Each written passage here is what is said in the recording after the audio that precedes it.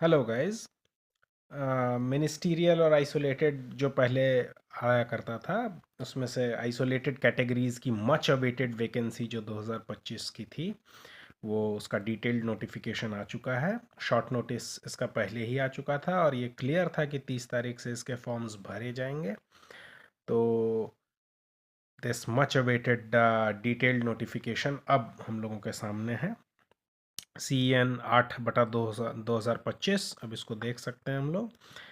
इसमें कुछ जो महत्वपूर्ण बातें हैं उन्हें एक एक करके देख लिया जाए। फर्स्ट ऑफ ऑल, जो ओपनिंग डेट होगी जब से आपके एप्लीकेशंस भरे जाने शुरू होंगे, वो 30 दिसंबर होगा, 30 दिसंबर 2025। और ये कब तक भरे जाने हैं? 29 जनवरी 2026 तक इसे आप भर सकते हैं। और last date of fee payment जो है वो 31 जनवरी 2026 होगा। और अगर आपको कुछ मॉडिफिकेशंस करने हैं, करेक्शंस करने हैं एप्लीकेशन फॉर्म में, तो वो आपको 1 फरवरी 2026 से लेकर के 10 फरवरी 2026 तक आपको मौका दिया जाएगा। और स्क्राइब वगैरह के लिए जो एप्लीकेबिलिटी की बातें हैं, उसके लिए 11 फरवरी से 15 फरवरी तक का समय दिया गया है। All right. तो लॉ के जो भी कंसर्न्ड कैंडिडेट्स हैं उनके लिए इसमें 3 वैकेंसीज हैं: chief law assistant, public prosecutor और स्टाफ एंड वेलफेयर इंस्पेक्टर। ये तीनों बड़े ही ल्यूक्रेटिव पोजीशंस हैं इंडियन रेलवेज़ के अंदर।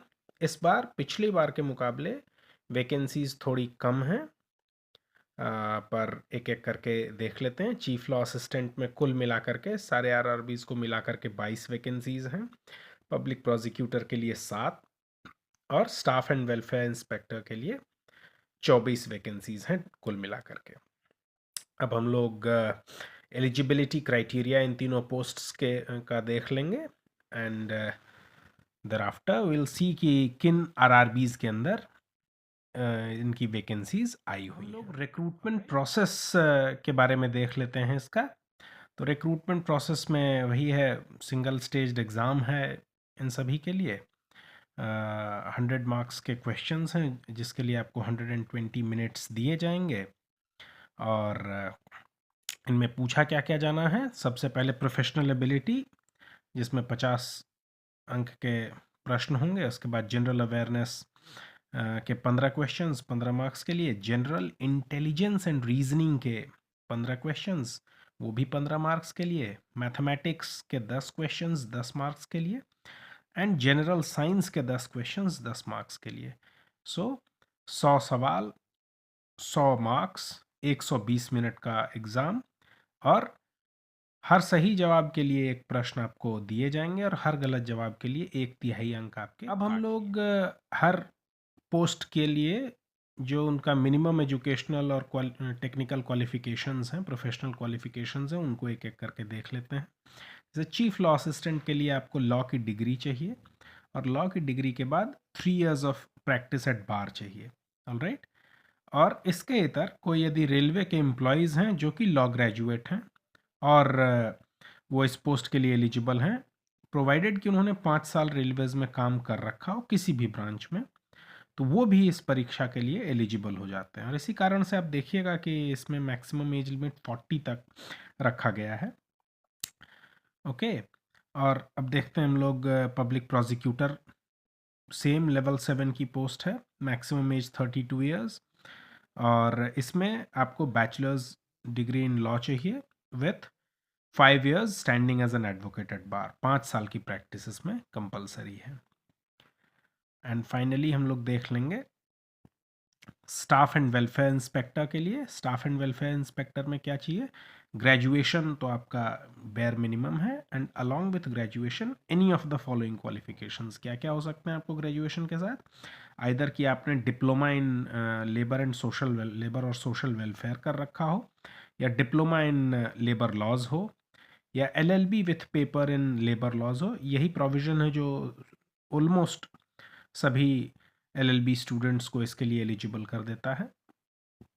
और PG diploma in personal management, और MBA with papers in personal management, और MBA HR और PG diploma in human resource management provided कि इसका करिकुलम जो है वो इंक्लूड करता हो relevant papers on personal management awarded by the institution जिसको कि गवर्नमेंट ऑफ इंडिया रिकॉग्नाइज करती हो।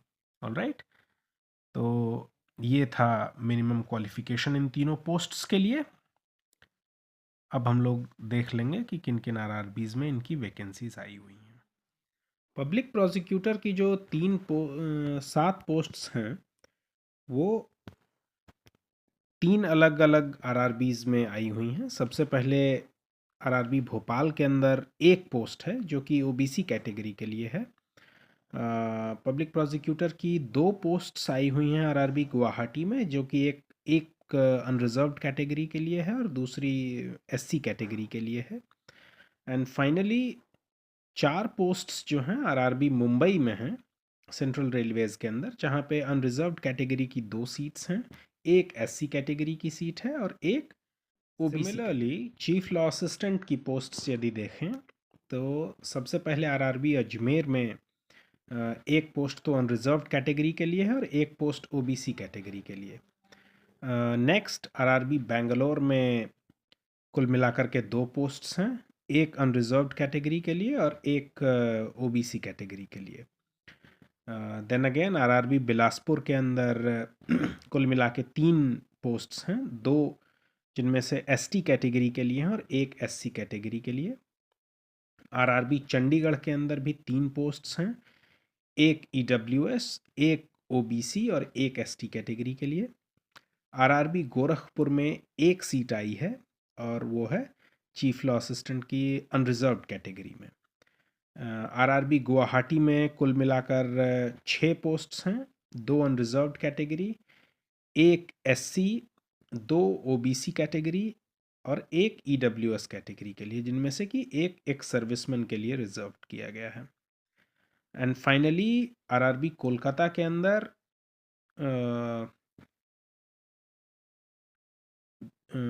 कुल मिलाकर 5 सीटें हैं यहाँ पर। सीएलडब्ल्यू के अंदर 2 अनरिजर्व कैटेगरी की सीट है और ईस्टर्न रेलवेज में 3 अनरिजर्व कैटेगरी की सीट्स हैं। और इसके साथ चीफ लॉ असिस्टेंट के सारे पोस्ट्स समाप्त। बेसिक सीट ब्रेकअप था इन तीनों इम्पोर्टेंट लॉ पोस्ट्स का। अब इन तीनों पोस्ट्स के लिए अलग अलग सिलेबस प्रिस्क्राइब्ड है। हर इंडिविजुअल पोस्ट के लिए सिलेबस और तैयारी की क्या स्ट्रैटेजी होनी चाहिए, इसके लिए हम लोग सेपरेटली एक अलग वीडियो लेकर के आएंगे, या अगर संभव होगा तो तीनों पोस्ट्स के लिए अलग अलग डिटेल्ड वीडियोस लेकर के आएंगे। फॉर द टाइम बीइंग ये इन्फॉर्मेशन आपके सामने है, काइंडली गो थ्रू इट, इसको कंसिडर कीजिए और अगर आपको कुछ भी बताना हो, साझा करना हो तो काइंडली कमेंट करके मुझे बता सकते हैं। Thank you.